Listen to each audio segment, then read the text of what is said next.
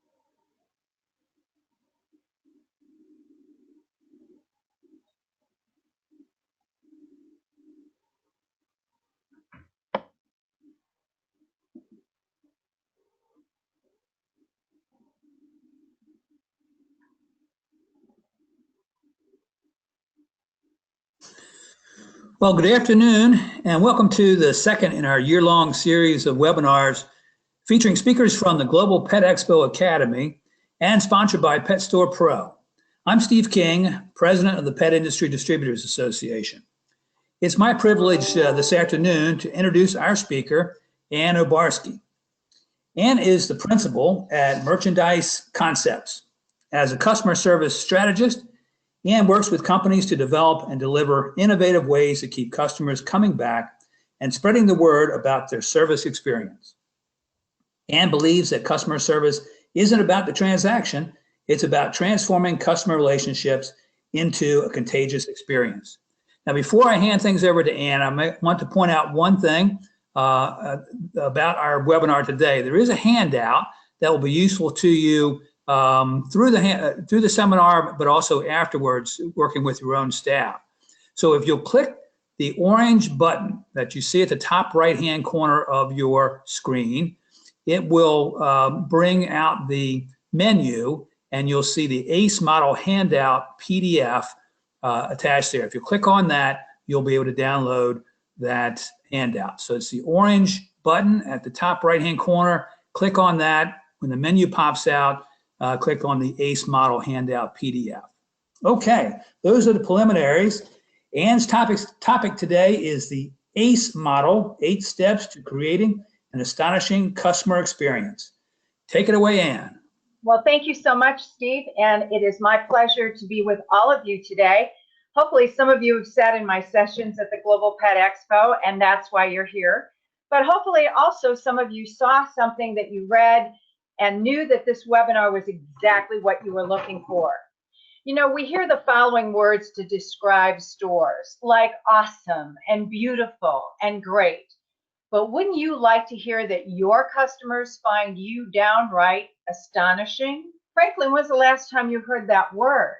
So to have that word be one that your customers use, we're going to focus on 8, I believe, critical areas of your store that each need to make your customer gasp. You know, new research reveals that people would really still want to see and touch and feel and try out items. Frankly, some of the new research still says that 62% of shoppers want to kick the tires. So retailers must take full advantage and up their game to create something compelling just to make the customers get off their couch, get in their car, and come into the store to have that shopping experience. As Steve mentioned, this is a brand new presentation for me. I have just built it. You're one of the first to be able to experience it, and I am so thrilled to have this handout for you. I hope you're able to fill out or at least download that handout, print it off if you can while we're doing this webinar, because as the ex-educator in me, I like to make sure you have something to fill out. And if you've already done so, there are 8 boxes all the way around in a circle with the words "Your Contagious Customer" right smack in the center. And what I'm going to ask you to do is, as I go through 8 of these critical steps, I'm going to ask you to honestly, all right, and nobody's around. I don't know where you're doing this right now, but nobody's looking. I want you to be really like gut-wrenchingly honest and give yourself a grade. There's a grading scale at the bottom of the model page. And there's 4, and they are, the highest is 4. First one is astonishing. Oh my gosh, my business couldn't get any better at this particular step. So give yourself a 4.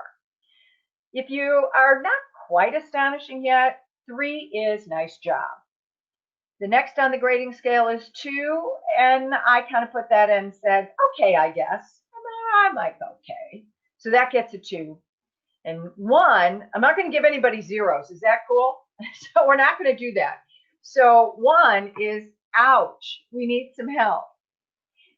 2 things about this particular handout. I want you to use it and abuse it. I want you to make 1 million copies of it. I want you to share it. I want you to give it to your employees. I want you to ask them to grade your location.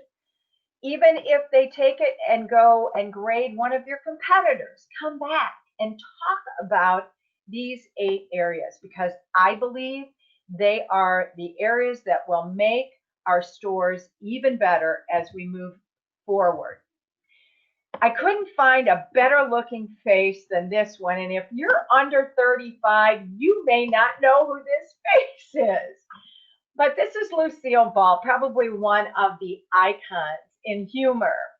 And it was just the best look. Now, I'm not exactly sure if your customers have that look, but I had a coach recently who said to me, Anne, I want to be able to go to, and I'm not going to give you the exact thing it was, but they said part of your social media, and I want my breath to be taken away.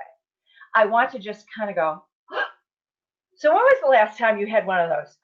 It was last week for Valentine's Day when somebody gave you flowers or beautiful candy, but it just takes your breath away. And frankly, that's what all retailers are trying to do, is to take your breath away. So let's take a look. Let's get started with the first one, which has to do with marketing. We could spend a long time on marketing, but that's the step one that is bringing people to make a decision to do business with you, whether it's online, whether it's making a connection on social media, whether it's getting in a car and coming to a destination, which would be your store, whether it's picking up the phone, whatever it is, it has to do with marketing. But let me talk a little bit more about the marketing end of it, because I've been doing a lot of research recently, and in the next few years, our world is going to get shaken up like nobody's business. The NRF, the National Retail Federation, had their big show in January. If you were lucky enough to be at that show, there was an innovation lab that started talking about things that just put us so far out in the future that is, quite scary. The discussions of artificial intelligence, augmented reality, virtual reality, chatbots, and so on. And these are ways we're going to be communicating. If you have an Echo, if you use Siri on your phone, that's a type of chatbots when you're asking a non-human a question. What's also interesting is that our digital generation, those who were born after 2000 and now are in school, where schools are pushing the STEM program so that there's more things that are being learned in these areas. We now know that those customers are going to be expecting it. They're going to be looking for it, and they want you, if you say you do new things, to be able to have it. So when we look at our marketing, Google right now, if you say the word Google, you go, oh, everybody Googles. I think that's a verb, isn't it? We've got a $1.3 trillion switching economy right now. What does that mean to you and me? Well, frankly, what it means to both of us, or all of us on this call, is that when we get fed up with a company, and it could be one little thing that turns us off, there is a real good chance that we will not continue to do business with that company, and we will switch. And it doesn't take anything for us to switch. It's not hard. All we have to do is basically Google. So when we look at your marketing, and I'm not looking at old school stuff, I'm not looking at flyers, and I'm not looking at printed material, I'm looking at channels, omni-channel. And omni-channel is one of the big buzzwords right now for us in marketing. So when we look at omni-channel, let me ask you a question. Do you have a system? Are you consistent? And do you have a way to analyze every one of your channels? As you see on this number on the screen, 40,000 per second, 3.5 billion per day. What do you think that is? Well, actually, it's Google. It's how many times people Google in a day, and that number is probably, I would guess, is probably old right now. So when we know that people are trying to find you, let me ask you a question. Is your mobile device the number one way that you show your website, versus what used to be only a couple of years ago is that people found you on, oh my gosh, scary word, desktop. Okay, so a desktop with a tower, the one that keeps your dog warm underneath your desk when you're working?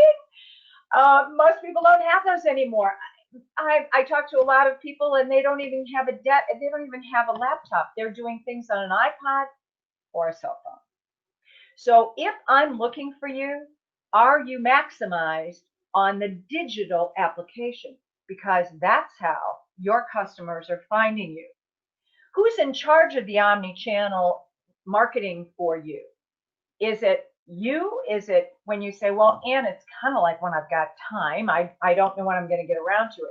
Or have you made the decision going forward that it probably would be a good idea to have someone who works for you that does that particular job, that watches all the marketing, where people are coming to find you from, finding out the analytics, how many people were there, how many turned into shoppers, all of those goodies that you need to know. And frankly, you know what? You can't do it all. If you are a single shingle like I am, you clean toilets and you take snow off the front sidewalk, and you might empty the trash and change light bulbs. You do all that kind of stuff. A good manager, good owner surrounds themselves with people who do things that they can't do. Now hearing what the new steps are going to be in the very near or current state we are in with technology, I really don't know if you can afford not to do it. One of the areas that we like to talk about is word of mouth, or what I think of as influencer marketing. It makes up $6 trillion in annual sales right now. That word of mouth is the things when you go to Google something and you say, I want to go to a hotel and stay in Florida and I want to check it out to see what their reactions are. And you're reading what? You're reading the reviews. Well, I don't know about you, but when I look at those reviews, I could go down through 10 of them and the 11th one says it's not a nice place to stay. And I go, nope, I'm not going to stay at that hotel. And I think to myself, Ann, you don't even know this person that made that comment. So we are basing our decisions emotionally, much of the time, based on word of mouth marketing. What somebody else thinks, what they feel, how they grade us. 6 trillion, that's a lot of zeros. So where can you start maybe doing something that's a little bit different? One of the easiest, newer ways to get in touch with people is by video. You see the statistics here, over 60% of consumers are more likely to buy after watching a video, which came from Forbes magazine. The play button is becoming the most used call to action on the web. We didn't used to do that. We were afraid of pushing that button. Now, with the use of YouTube being so prolific, we don't have a problem with doing that. So let me ask you, do you think that this gentleman, the VP of Global Content for YouTube, might be a little biased when he says video will soon drive 90% of all internet traffic? Well, I just read new research again from the NRF, from the Innovation Lab, and it is scary. Voice is going to be driving so much of what you and I purchase, no matter from whomever it is, because that's where we're going on the vocal end of being able to purchase things. So if you wanted to do video, you've got a smartphone. If you've got a normal good smartphone, the video capabilities are excellent. And here's a very, very good thing to know. If you're like me, do you honestly care what somebody looks like on a video when you're watching it? If you go to find out how to do something on YouTube, you're there for content. You are there for information. So get over yourself on how you look and how you sound. It is super simple to pick up your cell phone, turn it around, and do a quick, I did say cute, didn't I? Well, it can be cute and quick video. So how do you execute it? You've got to be authentic and engaging. Even if you wear the same shirt, maybe it's a logoed shirt from your pet store. Maybe it is, maybe you've got a name tag on that, really says who you are. Maybe you do something strange or different. I had somebody in one of my sessions about a year ago, and I ran into her, and she said, you know what? My videos have become extremely popular. And she said, it's because I do silly things on them. I dress up in silly ways, and people can't wait to see me. So that was just part of her. Who cares what she did? It was that she was authentic and she was engaging. Give value and get to the point. People don't want to waste time. And that number I have on there, I'm going to pop that down and say less than a minute. But the most important thing here is a call to action. Every single thing we're going to be taking a look at today, all 8 steps, I'm going to keep coming back to those words, call to action. What do you want someone to do when they're done watching your video?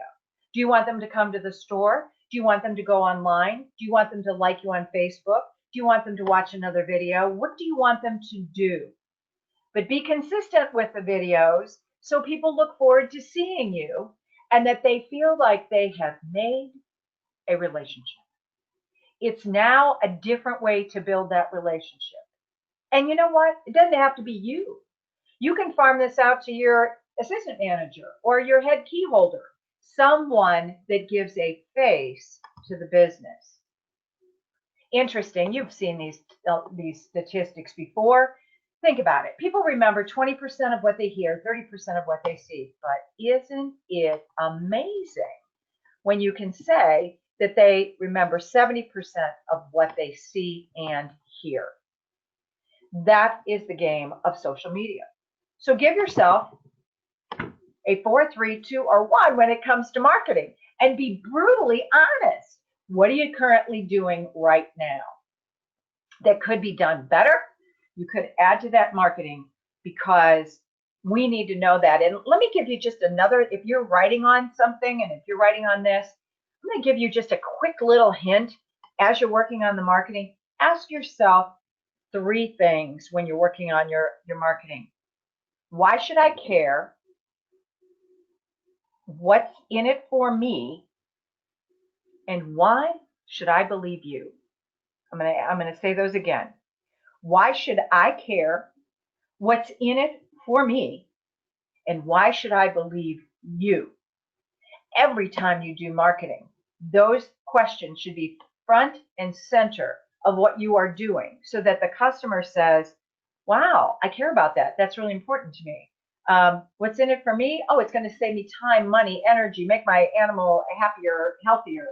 And why should I believe you? Holy cow, look at all the creds you have. So I know without a shadow of a doubt, those are the cement pillars of my marketing. Let's move on. So now we have, it's Lucy again. She's all astonished. What is our next one?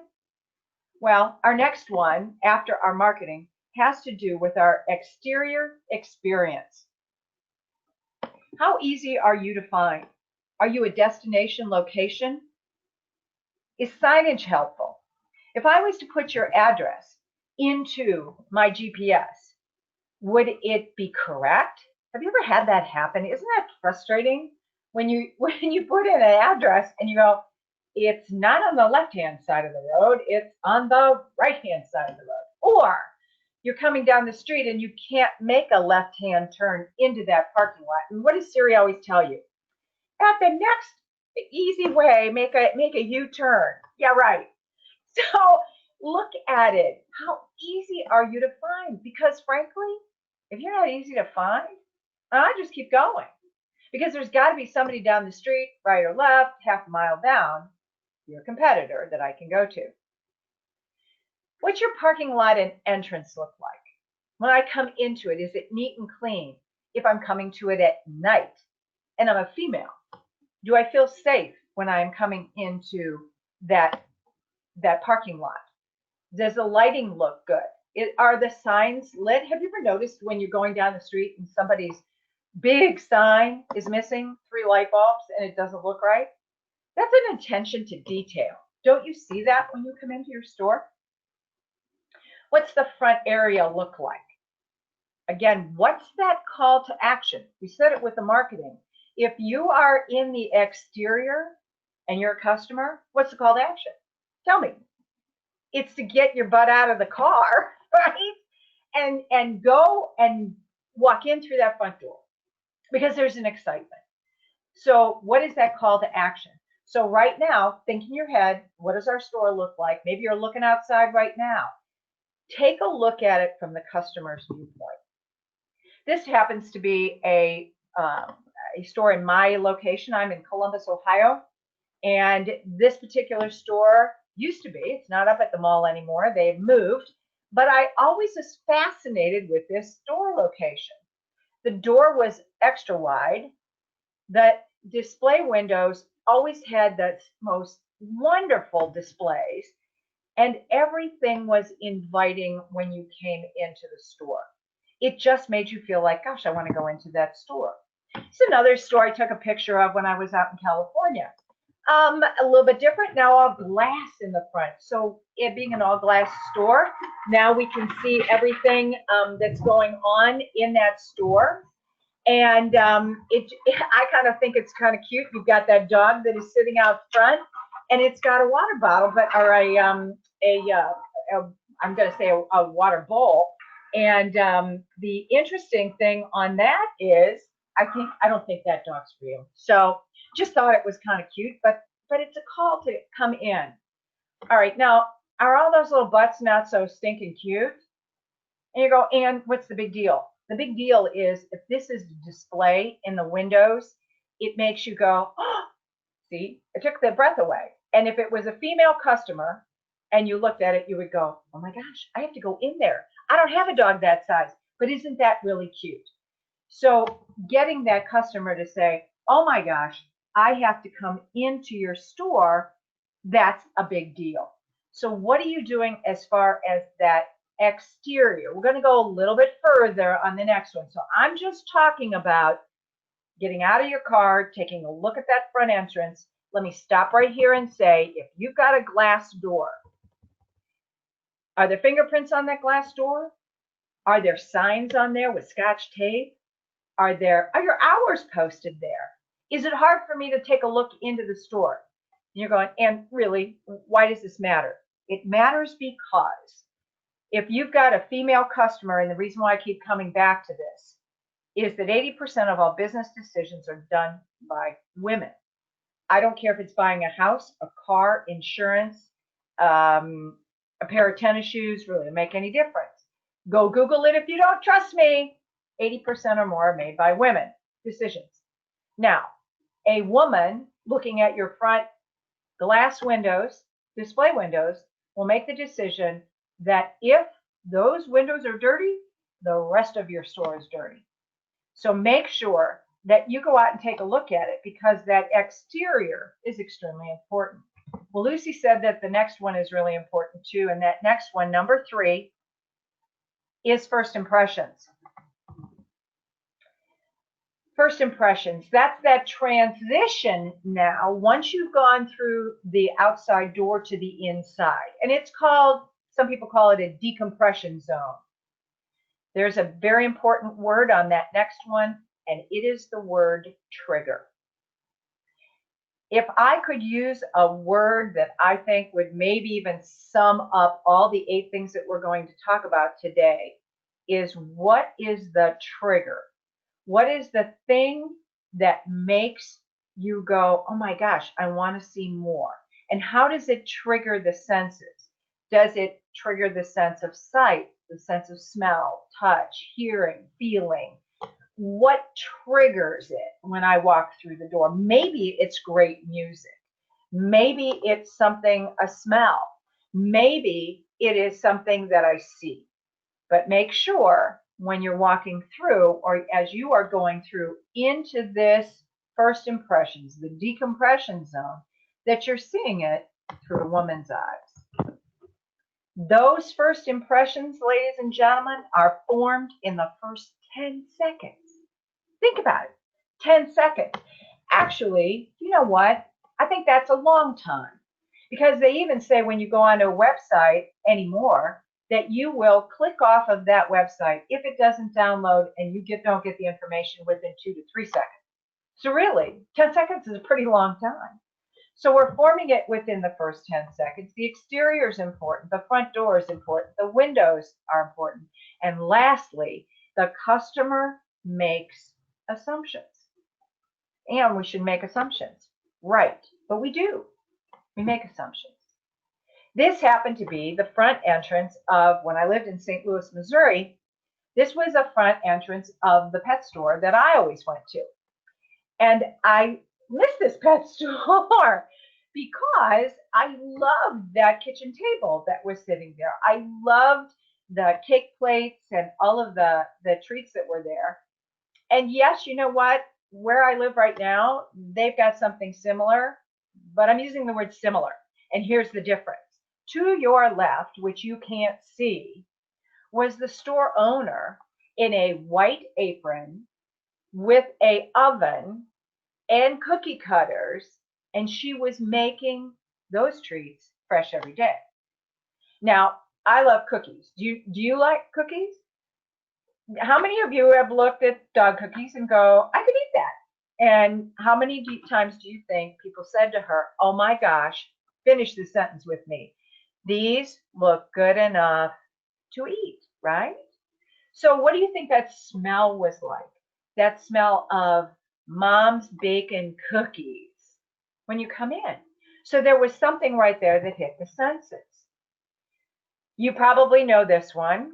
They're in a lot of areas. I've been in a number of them, none of them this fancy, in which you look at this and you say, holy smoke, that is some kind of a Wolfgang bakery. I've been into Wolfgang bakeries, and if you notice, on the left-hand side, take a look in the back where it says spa. Now, you probably know that in some of the Wolfgangs, they do grooming.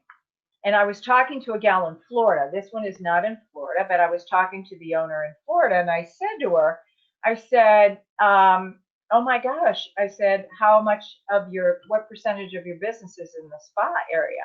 And she said, it's like 40%. She said, and everybody who comes in to pick up their dog immediately picks up something else. You see, that's that thing that makes people go, oh my gosh, I can't wait to go there because I get to get my dog something else. And you did it in such a place that women would go, holy cow, even the little shop I like to shop in for my clothes doesn't look this cool. This is another pet store near me. I'm prolific in taking pictures of other people's pet stores, but this is a fave. I love this one because it has the very wood and warm look, and it makes me smile. I just walk in and I go, oh my gosh, look how cute!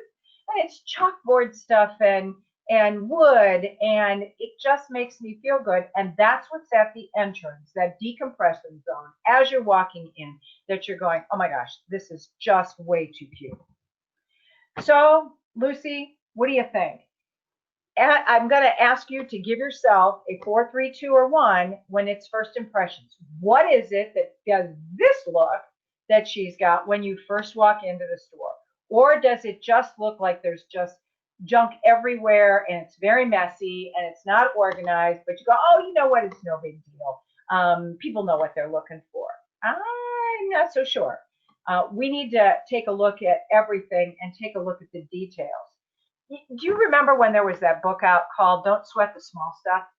Well, personally, I think that's a bunch of baloney because I believe we have to sweat all of the small stuff.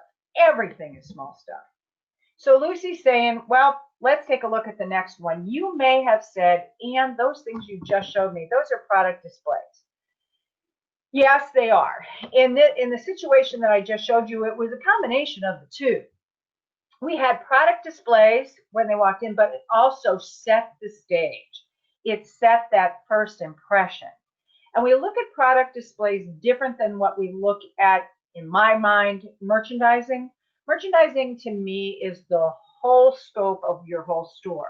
It is the power of creating aisles and housing merchandise in such a way that you make customers go around the store and see everything that you have.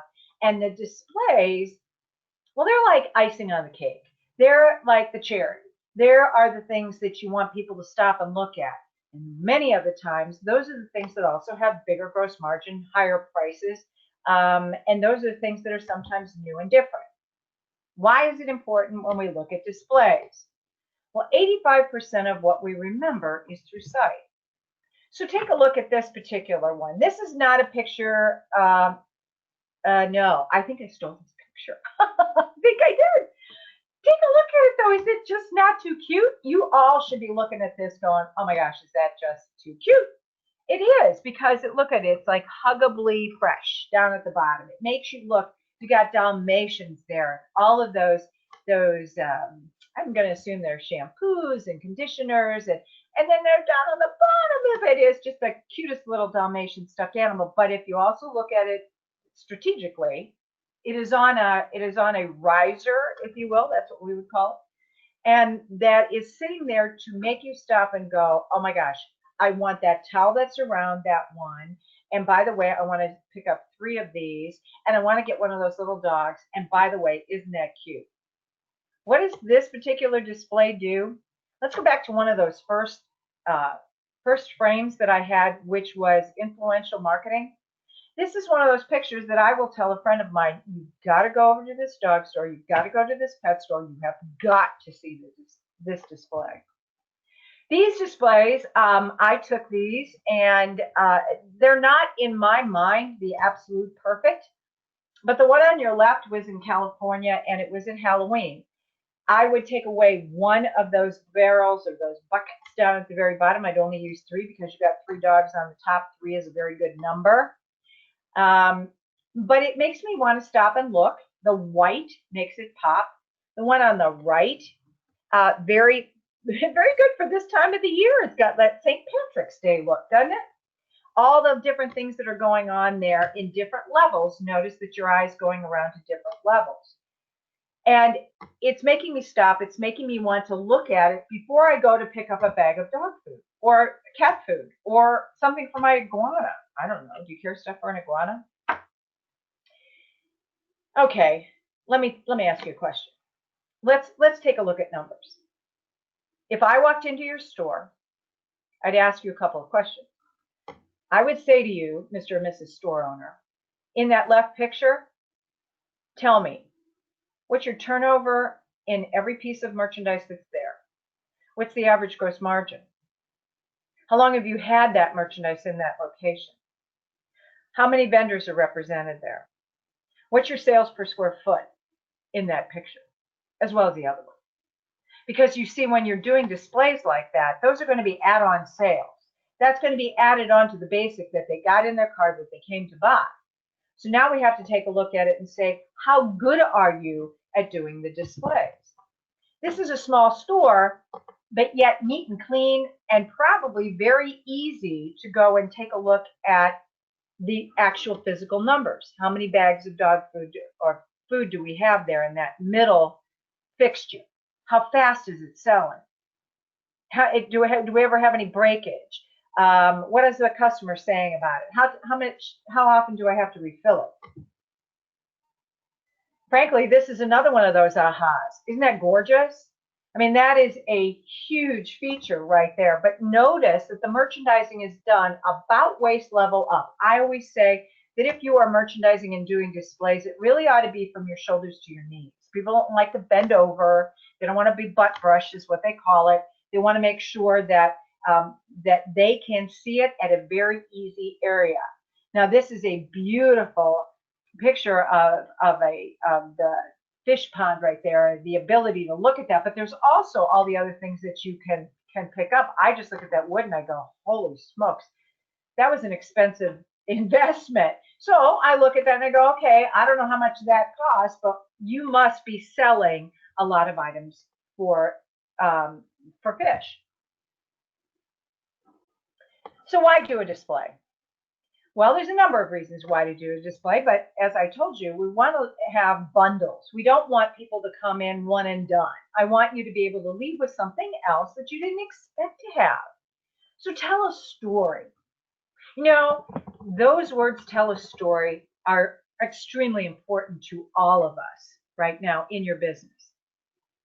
That telling a story can develop a relationship with your customer. Let me ask you a question. Do your employees know the story about how your business started?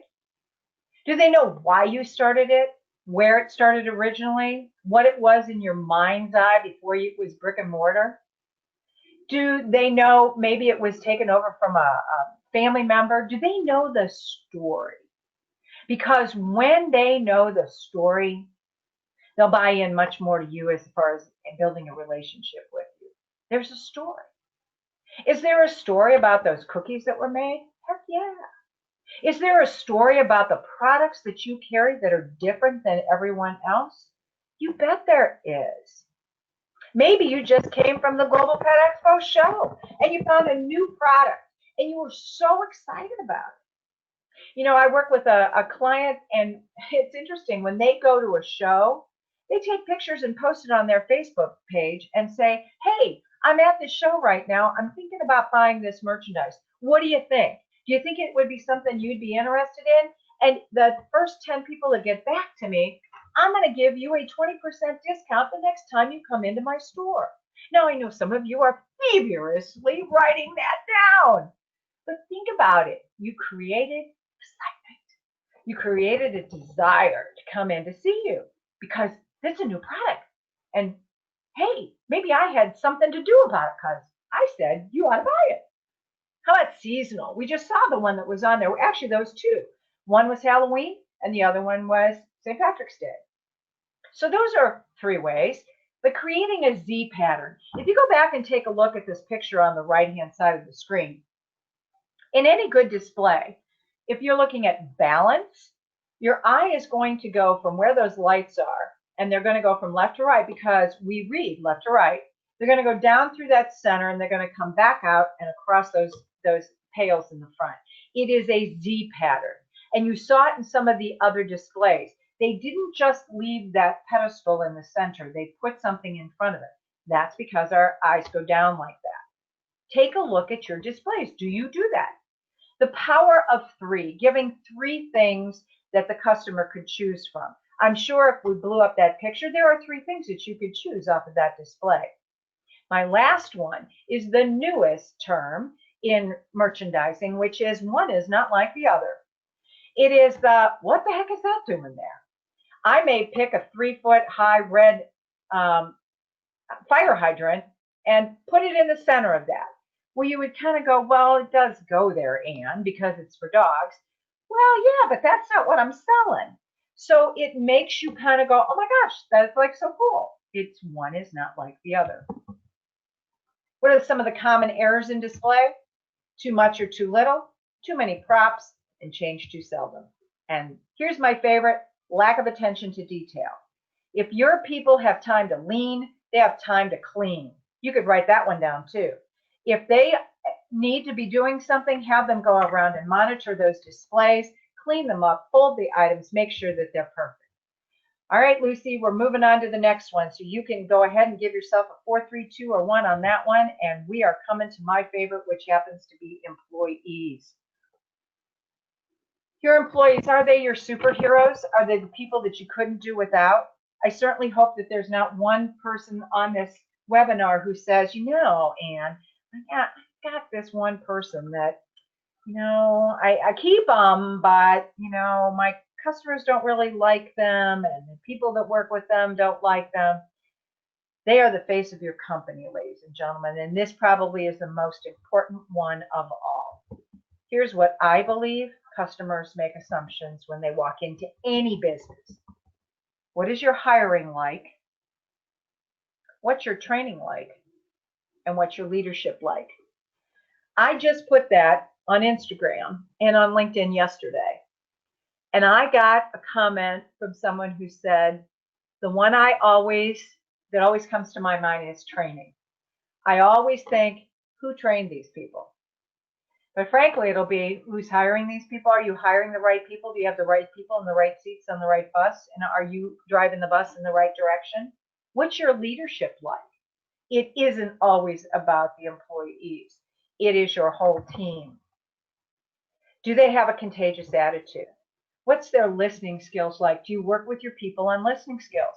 Being able to have eye-to-eye contact. We know that that's an issue with our digital group that was born after 2000. And if you're hiring kids that are 18, that's your new digital group.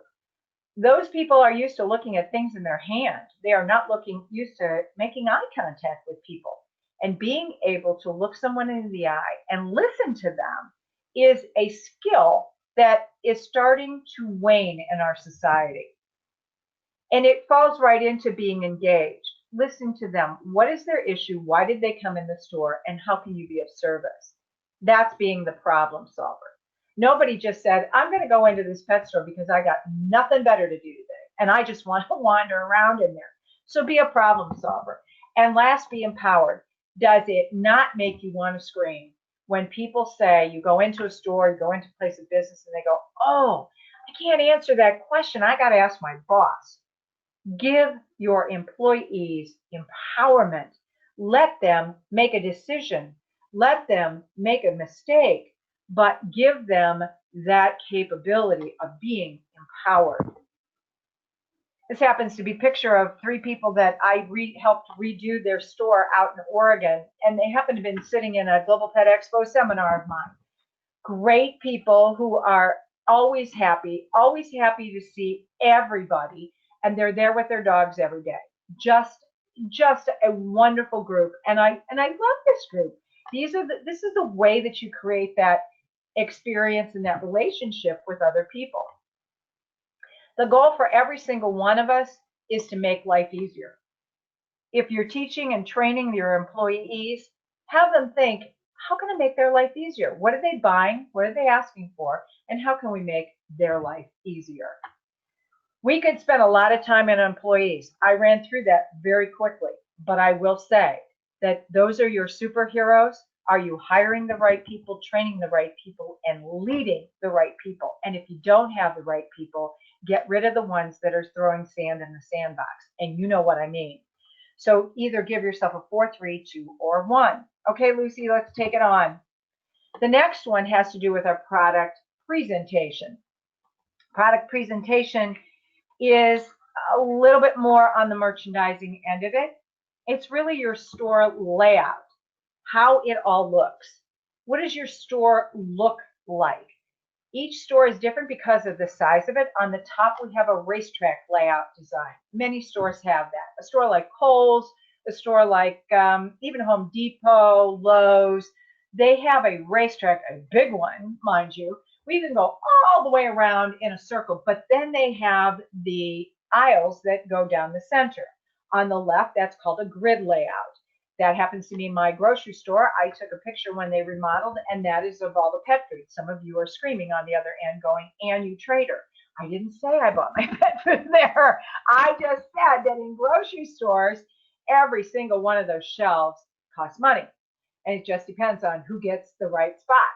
So all of that is important. The turnover, the markdowns, the gross margin, the sales, all of that is important. And then over to the right, we've got kind of the boutique store, the freeform layout, where there are things kind of everywhere in little displays. You don't have a huge store, and it allows people to kind of meander.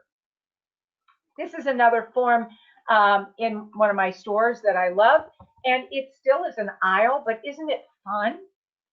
And it's fun to the extent that they've got, gosh, little areas of chalkboard that you can write things on. And the signing is really cool.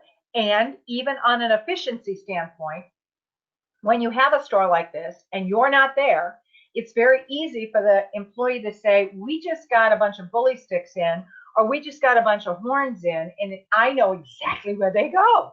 Instead of saying, oh my gosh, my manager's not in today, I don't know where to put it. And somebody goes, well, just find a spot. Finding a spot is a waste of time. Touching it one time and having it go where it needs to go is very important. This is also the store up in Portland, and if you take a look up on the walls, I'm just going to share something really kind of fun with you. Another way to make a connection with your customers, they did a contest on Facebook, and they said, send us your pictures of your animals, and they were everything. I mean, there were bunnies and all sorts of things, and they were doing a grand reopening after we redid the store, and we repainted the store and made it all look fresh and new, moved every fixture, did everything. And they ended up putting these all on like an oilcloth pictures, and they were all above that back wall. Now that back wall, when we redid it, was all for food. This happened to be dog. Cat was on the left-hand side that you can't see. And what we did was we actually did those 8-foot sections, and we figured out by name brand who was their best brand all the way to the smallest brand and how much business they were doing. Interesting fact, they ended up getting rid of 2 lines that were not performing, had the vendors help out with that, and they were able to do a better job at merchandising on that wall because they finally realized some things that weren't selling, and they were able to make it look better and more efficient. and better for the employees when they were stocking. So that has to do with our product presentation. A word that I could throw in there, again, and it's probably call to action, is planogram. You've been in retail a long time. You know what a planogram is. If you don't, it's basically saying what is the grid layout? What is the layout for my store by fixture, by wall, by peg, by everything, so that I know exactly where everything goes and I can take a look at it. Most of your stores like Target and Kohl's and so forth have those kind of planograms, Penny, Sears, you name it, they all do, so that when they replicate their store, they open a second store, that store will be the same and it will look very similar to the first one. It's easy to do. You've created a template. All right, Lucy. Lucy says, what's the next one? Next one's my pink pig. So if you were in my session last year, I gave pink pigs. And some of you thought I was really out of my mind. I probably am. But for those of you who don't know me and weren't in that session, let me give you just a real quick rundown of what the pink pig is. A pink pig, I was doing a session for a barbecue and outdoor living conference. And I had just been interviewed for a magazine for the barbecue industry about women at the grill. I thought it was a very cool request because personally, I'm afraid of my grill. I'm afraid that I'm going to either catch myself on fire or get hurt. I don't like starting it. And so I was very cognizant when I was walking the trade show floor of looking at grills. Well, let me ask you a question. If you're on this line and boy, you're still staying with me, I'm just so tickled about that. What does your grill look like? What's your grill look like, right? Yeah, I'm in the East Coast right now, so mine is underneath a cover because it's ugly and rainy and cold. But if I take that cover off, it's dirty, but it's like stainless steel, right? Some of you might have a green egg, but for the most part, when I was standing in that trade show, it was all the same thing. And I thought to myself, what stands out here? If I was going to buy a grill, what would I buy? And all of a sudden I spied her. Oh no, she was a smoker, not like a smoker, like a smoker. And she's pink and she's got eyelashes and she's got a tail and she's pink. And the company's name is Traeger. They're out of Northwest, been around for a long time.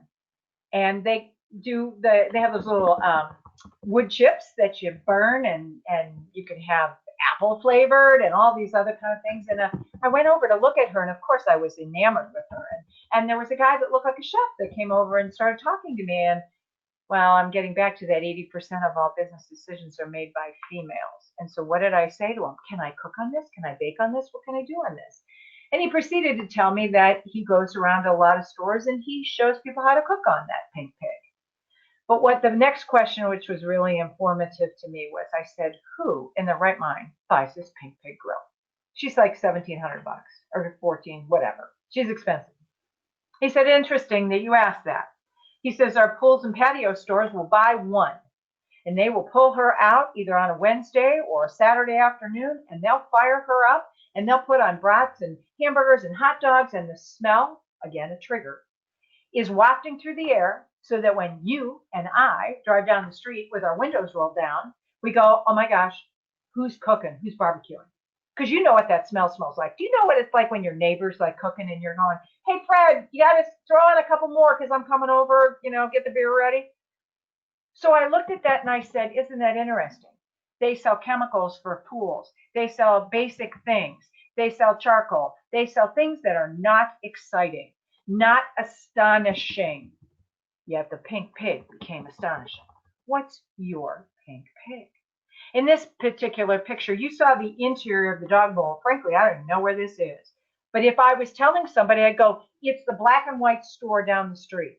You can't miss it because the sign is black and white. It's their pink pig. Take a look at this. Phenomenal window. You'd find that in New York City somewhere. But a phenomenal window display. Again, it's their pink pig. It's what sets them apart. It's what makes people talk about them so that they go, oh my gosh, I have to go see this store. I have to go find out what they have. And then that call to action, if this is a window, are you with me? What are you going to be doing? You're going to be walking into that store. I thought this was fabulous. Steal this idea. Is this not great?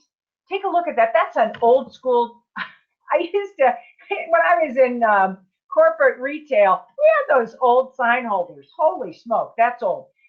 Toy testing area. Okay, so now you're telling me I can bring my animal in, and you have a spot over here. And so that I don't spend $20 on an item that I think that she's going to like, I got a testing area. How stinking cool is that? That's their pink pig. The pink pig doesn't have to be huge, and it doesn't have to cook brats and hamburgers and hot dogs. It doesn't have to.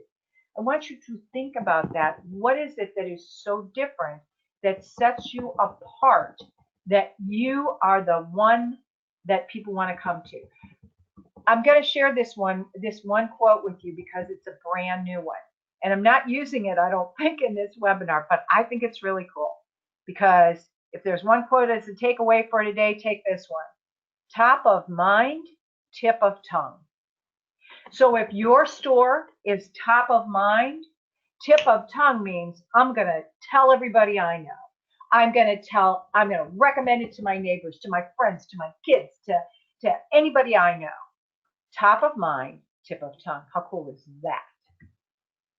All right, so if you know me and you've seen me, you would probably go, and it figures that you would put this picture up here. Is this a scream? Take a look at this. I'll be darned. So I don't know where this is. It's probably in Beverly Hills somewhere. But darn it, I would tell people, you got to go in and see this place. You won't believe it. And see, that's what you want customers to do. You've got to go in and see the what? Red chandelier. You have to go in and see the couches, right? You have to go in. I don't know what else is in there. It's got to be some like really bizarre things. Well done. I mean, just well done. And they've made a name for themselves, I'm sure. Whoop, let me go back to this one. My buddy's up in Oregon. What is it? It's somebody who has done a fabulous job. They've got 2 or 3 of these that are wood carved. In this case, I think that's a raccoon over there, but with a dog. Now, they do have one that's just the regular dog. And everybody comments when they come in the door because this is a talent. Am I right? It's a talent that you look at that and you go, oh my gosh, I've never seen anything quite like that. And I would bet that the guy who has done this for this particular pet store probably has gotten extra business because people have come and said, that is the coolest thing I've ever seen. That's their pink pig. But let me just give you a little 2-second, tell you what their other pink pig is. In this pet store, they are attached to a vet. And that vet has told me that the business between the two has been awesome. Because not only does the vet say, hey, when you want to buy a new food for your puppy, go next door because I recommend X, and they go and do it. And if I'm coming in and I say to the vet, hey, I'm looking for a better lead, who's got it? And they go, like right next door. She owned both. Is that a great? That's a really great pink pig. So Seth Godin, if you've never read his books, maybe he and I should get together. I think he's got The Purple Cow and a couple other ones. But he says if you've never heard of it, if you wouldn't choose it, if you don't recommend it, then there isn't a brand, at least not for you. So ask yourself, are they aware of us? Can they define us? Would they choose us? What's your pink pig? And the last one, well, Lucy, we're going to talk about the very last one. You might think it's something different, but it is the interior experience. The last one has got the grocery cart.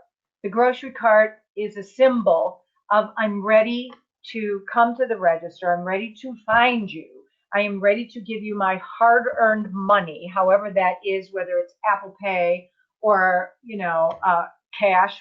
Have you ever noticed that you can like shock people by giving them cash anymore? They don't know what to do with it. But it's that whole interior experience. It's all 8 of these things all wrapped up into one. Change your sales per square foot to wonder per square foot. Now, I'm not saying sales per square foot isn't important, because I think it truly is. The story I told you, that a model that I was doing up in Oregon, when they went around and really dug deep and found out what merchandise were they selling, how well were they selling it, when they got to buy more from that vendor, and some of them did less, they picked up $50,000 in the last quarter of the year. Now, for some of you, you may be going, man, that's just couch change. Well, I don't know about you, but $50,000 to me in the last quarter of the year, just because you painted and moved your fixturing around and cleaned up your store, I take it. But I also want you to think about wonder per square foot, being curious. I've come up with a new one, ABC, always be curious. Maybe that needs to go with my ACE model. So always being curious. What can we do different, better, unusual, different than my competition, different than anybody we've seen? Balance the two, and you're going to have better business and more astonishing customer experiences. So let me ask you a question. We're down to our last few minutes. I want you to take a look at all 8 of those. And I want you to, if you would for me, add them up. If you are the perfect store and you are still on this line, God bless you who are still on the line with me. I am so thrilled. If you were able to do that, 8 times 4 is 32, right? I don't know about you. I don't have 32, and I've been in business 34 years. I don't have an actual brick and mortar store, but I have a business that does almost every single one of these. And so I'm going to ask you to take a look at all of those and be real. Just be real, be raw, and say, you know what? This is February. We're at the end of February. We got a ways to go to the rest of the year. What do we need to focus on and strategize on? I would take a look at all of those. And then I would, as I told you in the very beginning, I would run a bunch of these off. I would give them to my employees, and I would say, realistically, by yourselves, go around the store and rate us. You don't have to put your name on it. You don't have to do any of that, but hand it back to me. If you've got 3 employees, you now have 3 more viewpoints. If you've got 30 employees, you've got 30. The number just goes up, but the drill down on the critical is going to be laser focused. You can't do all of them. So my question to you is, if you would be so kind, is on the chat part, I think it's on the right-hand side.